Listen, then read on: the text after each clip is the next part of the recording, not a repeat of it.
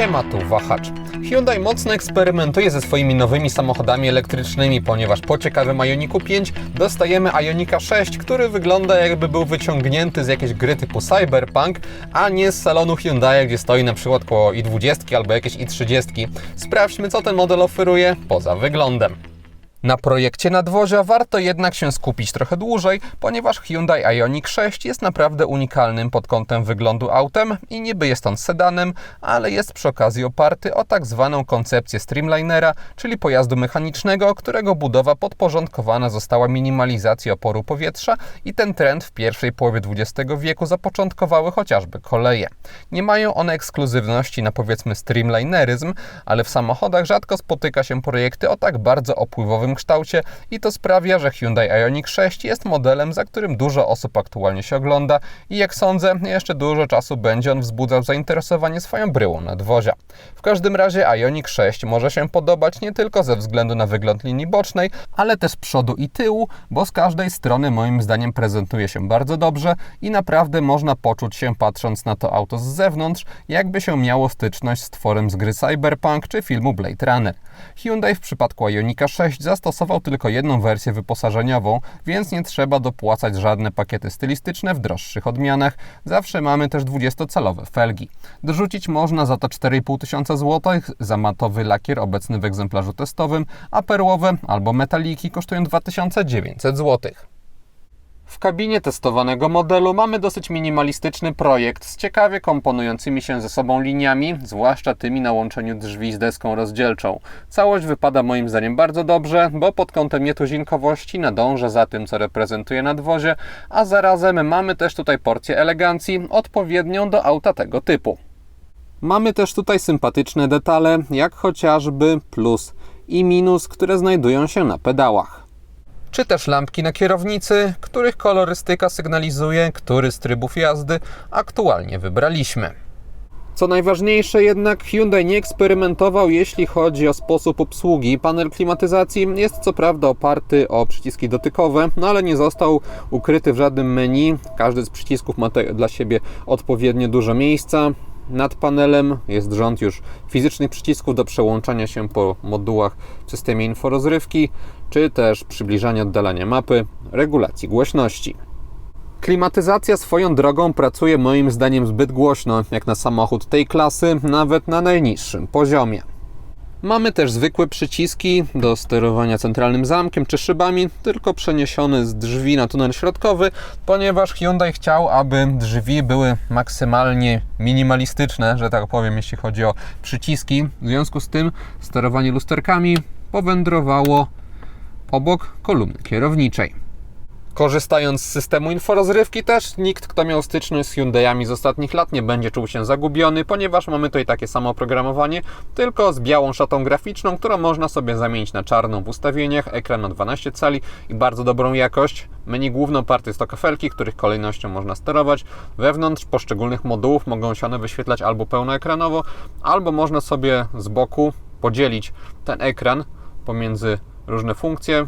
Bardzo łatwo można to zrobić, nie tylko w mapie taka sytuacja ma miejsce, ale również w innych miejscach, chociażby w systemie audio. Interfejs jest logicznie zaprojektowany, elementy klikalne są odpowiednio duże, ustawienia też są podane w sposób czytelny, nie ma większych problemów, aby sobie tutaj różne rzeczy dostroić, dzięki temu, że ekran jest panoramiczny. To nadrzędne kategorie zostają z lewej strony, mamy też dobrą reakcję na dotyk, więc jest to bardzo fajne, dopracowane rozwiązanie z jednym minusem, mianowicie Android Auto lub Apple CarPlay trzeba łączyć przewodowo. Sekcja elektryczna zawiera zarówno informacje odnośnie użytkowania układu napędowego. Są one całkiem szczegółowe, nie w każdym elektryku jest do nich dostęp w ten sposób dla kierowcy. Są także ustawienia, gdzie również można sobie sporo rzeczy pozmieniać, więc jeśli ktoś nie chce po prostu użytkować samochodu elektrycznego i niczym się nie przejmować, tylko chce sobie czasami coś tam dostroić i żeby wszystko było pod jego preferencje, to tutaj nie będzie miał z tym problemów.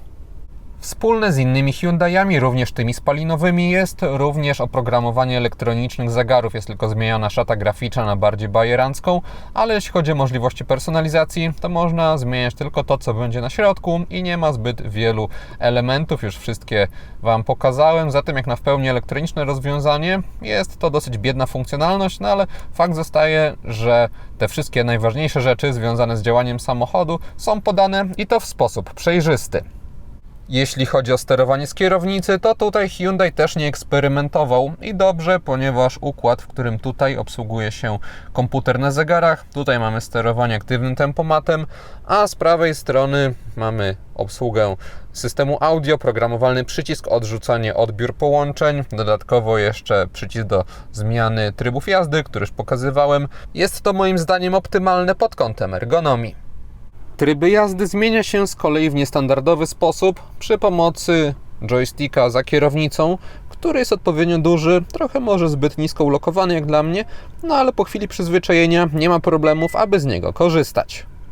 Na tunelu środkowym Ionika 6 mamy matę do indukcyjnego ładowania telefonu oraz port USB-A. Jest to jedyny taki na pokładzie, ponieważ pozostałe 4 są w standardzie C, 2 są z przodu w podłokietniku, a 2 z tyłu. Jeszcze trochę większa dywersyfikacja moim zdaniem by nie zaszkodziła, no ale przy obecności jednego USB-A wciąż nie jest źle.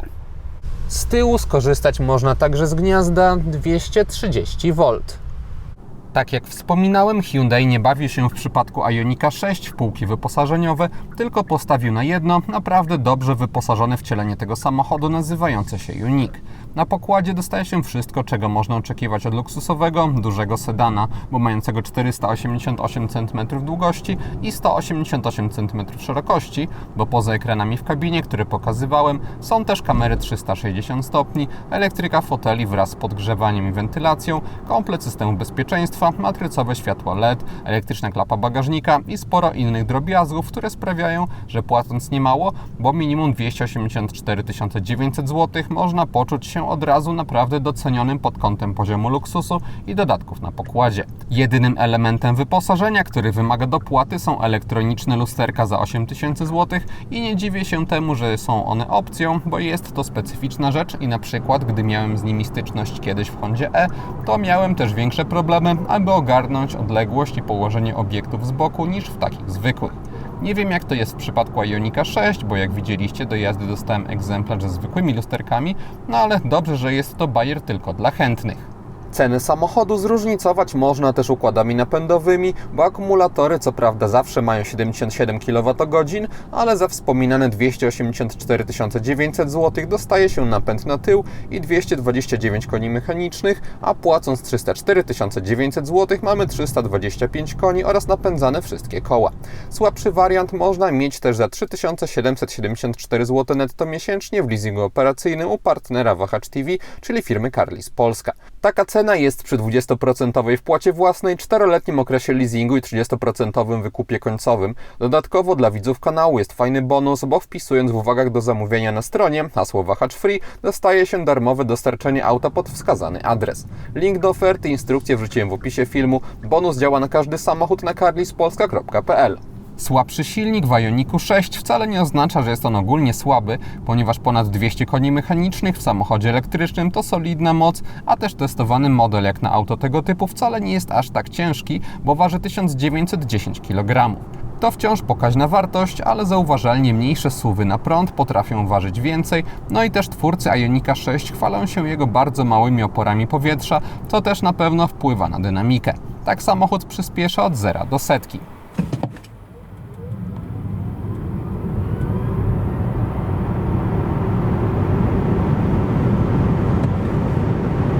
A tak od 90 do 140 km na godzinę.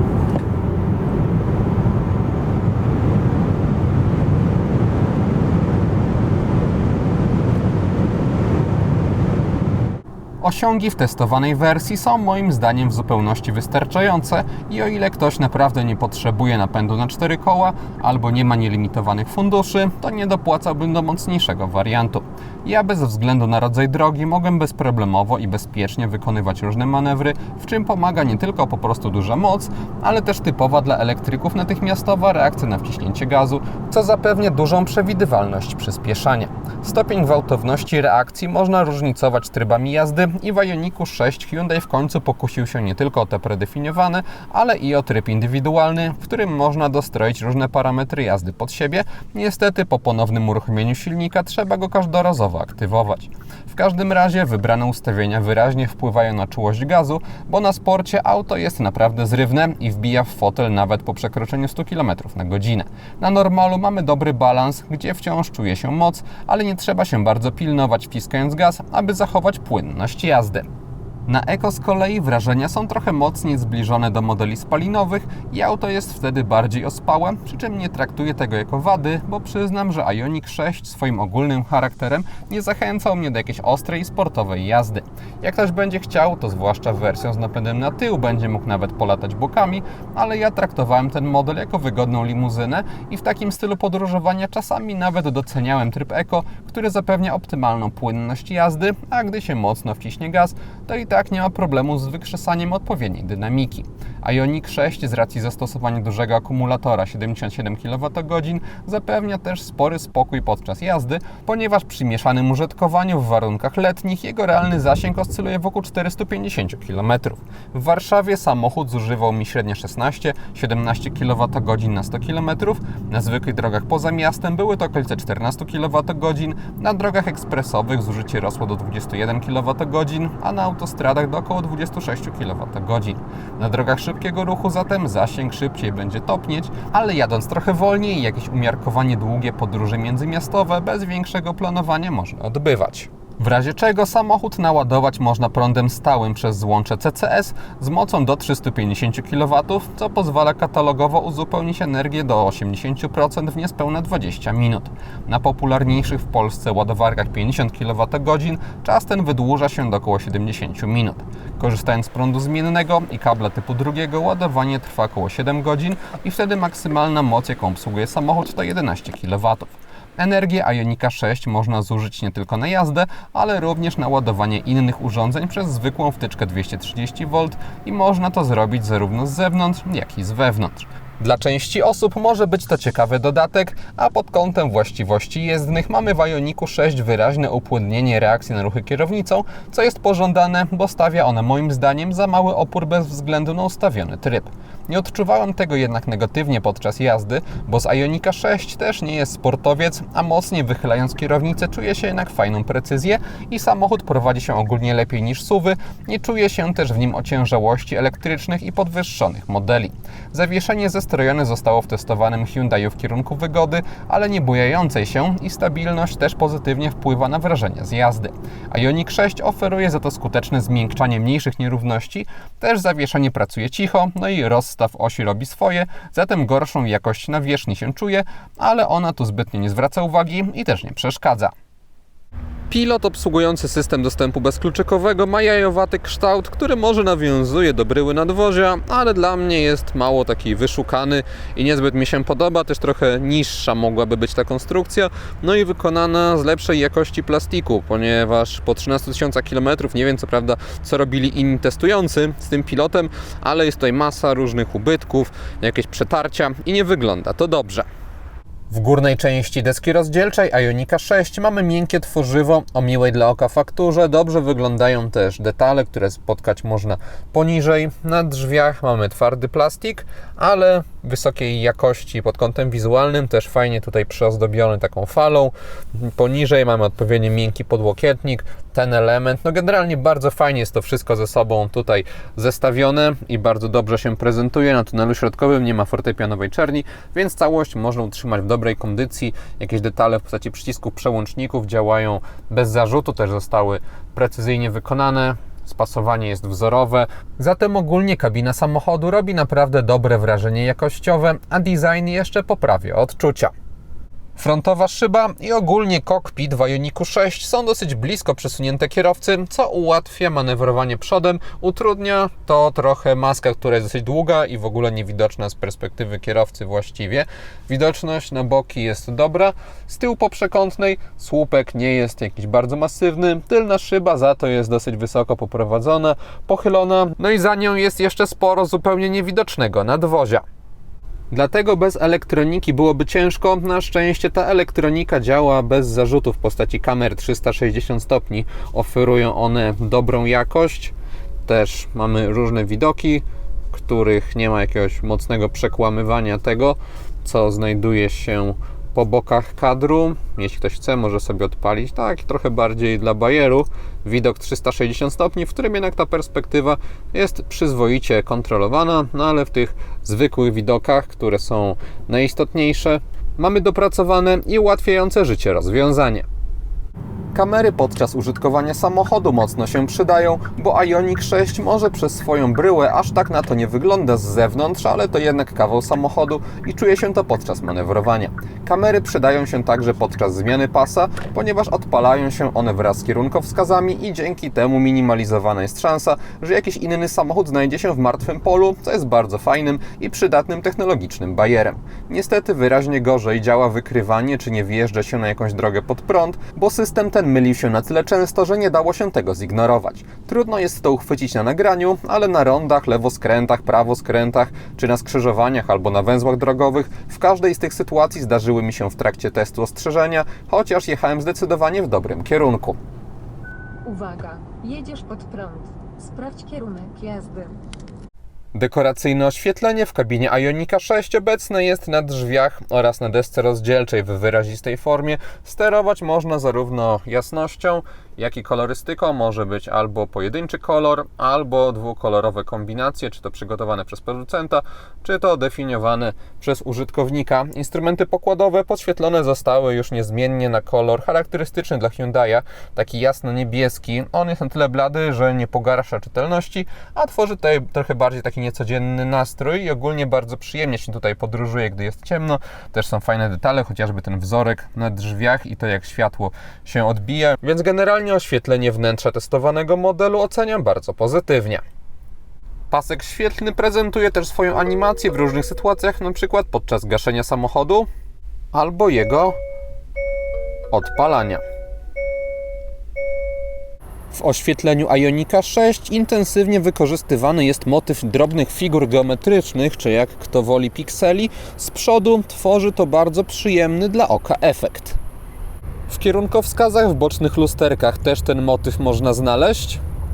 Tak samo jak z tyłu, gdzie testowany model wygląda chyba najbardziej efektownie i ogólnie mnie taki pomysł bardzo się spodobał i sprawia on, że Ioniq 6 wygląda po zmroku równie oryginalnie jak za dnia i po prostu bardzo ładnie. Omawiany na tym filmie model jest pierwszym Hyundaiem, jakiego testuję z matrycowymi światłami LED, których zadaniem jest takie pionowe wycinanie części wiązki, aby nie oślepiać innych kierowców i zarazem maksymalizować doświetlanie poboczy. Jeśli chodzi o ich zalety, to wymieniłbym bardzo dobrą moc świecenia, zwłaszcza na drogowych, gdzie snop światła jest naprawdę wysoki. Dodatkowo dostajemy tutaj sporą ilość stref, co gwarantuje odpowiednią precyzję wycinanego obszaru. Niestety matrycowe LEDy w Ioniqu 6 kiepsko radzą sobie z kolei z wykrywaniem innych pojazdów i o ile czasami wszystko było ok, to nieraz nawet w oczywistych sytuacjach bez dodatkowych źródeł światła komputer samochodu zupełnie niepotrzebnie zwlekał z wygaszeniem środka, co skutkowało tym, że inni mrugali mi drogowymi, a ja aż się głupio czułem. Takie wpadki zdarzały się na oko przy jakichś 30% sytuacji i sprawiały, że dla mnie światła matrycowe w tym modelu wymagają ciągłego nadzoru i korzystanie z trybu automatycznego nie ma za bardzo sensu, zatem Hyundai w tym obszarze musi dużo nadrobić względem konkurencji, bo od dłuższego czasu nie spotkałem się z tak mylącymi się adaptacyjnymi światłami. Z tyłu, gdy ustawiam przedni fotel pod siebie i siadam za sobą, to na nogi mam taki iście królewski zapas wolnej przestrzeni. Nad głową też jest ok, ponieważ nawet pomimo opadającego dachu, gdy ląduje ona mniej więcej tutaj, to co najwyżej przy mocnym wyprostowaniu się stykam się włosami z podsufitką. Tunel środkowy w Ioniqu 6 nie istnieje. Płaską podłogę docenić mogą również pasażerowie z przodu, którzy dostają dodatkową przestrzeń pod tunelem środkowym. Niestety nie ma tam żadnych portów USB, jest tylko gniazdo 12V. Tylna kanapa została wyposażona w rozkładany podłokietnik. Bagażnik testowanego Hyundai'a ma 401 litrów pojemności. Dostajemy tutaj niski próg załadunkowy, niezbyt dużych rozmiarów otwór oraz całkiem regularne kształty, najbardziej w tej przedniej części, ponieważ na tyle ścianki zaczynają się zwężać. Po bokach w kufrze nie ma żadnych praktycznych dodatków. Pod podłogą wygospodarowano z kolei miejsce na niewielki schowek. Po pociągnięciu tych dźwigienek oparcia tylnej kanapy same się nie składają, tylko trzeba im pomóc. Uzyskuje się wtedy maksymalne zdolności ładunkowe samochodu, niestety z wyraźnym uskokiem na podłodze i z niewielkim przesmykiem pomiędzy bagażnikiem i częścią pasażerską. Jeszcze w ramach ciekawostki powiem, że otworzenie bagażnika odbywa się po wciśnięciu tego przycisku z 6 kwadratami. Jest to sympatyczny drobiazg, biorąc pod uwagę ogólny pomysł na stylistykę tego samochodu. Ioniq 6 oferuje też niewielki bagażnik z przodu przy napędzie na tylną oś, tak jak w egzemplarzu testowym, ma on 45 litrów, a gdy jest 4x4, to jego pojemność wynosi 14,5 litra. Podsumowując, Ioniqiem 6 jeździło mi się bardzo dobrze, ponieważ idealnie łączy on tradycję z nowoczesnością. Przez tradycję rozumiem bryłę nadwozia, czyli niskiego sedana, który prowadzi się lepiej niż najmodniejsze obecnie podwyższone crossovery i to czuje się zarówno w zakrętach, jak i podczas hamowania, że nie jest to taki czołg na kołach. Tradycyjny w tym modelu jest także sposób obsługi, bo może ekrany w kabinie są duże, ale nie ma tam generalnie żadnych poważniejszych udziwnień i auta tego nie trzeba się uczyć. A jeśli chodzi o nowoczesność, to dostajemy w tym modelu spodziewany poziom nowinek technologicznych, no i elektryczny też napęd. Ten ostatni winduje cenę tego samochodu do bardzo wysokich pułapów, ale biorąc pod uwagę, że elektryki generalnie można postrzegać jako fanaberia dla bogatych ludzi obecnie, to Ioniq 6 ze swoimi cechami idealnie znajduje według mnie dla siebie miejsce w gronie elektrycznych aut głównie o podwyższonym nadwoziu. I to wszystko, co przygotowałem o Ioniqu 6. Dziękuję za uwagę i mam nadzieję, że jego test się podobał. Jeśli tak było, zachęcam do dania temu filmowi łapki w górę. Będzie mi z tego powodu bardzo miło. Zainteresowanym przypominam o Carlis Polska i ich ofercie. Jeśli ktoś nie ma, to zapraszam również do subskrypcji kanału, ponieważ kolejne materiały na Wahacz TV pojawią się już wkrótce. Na razie!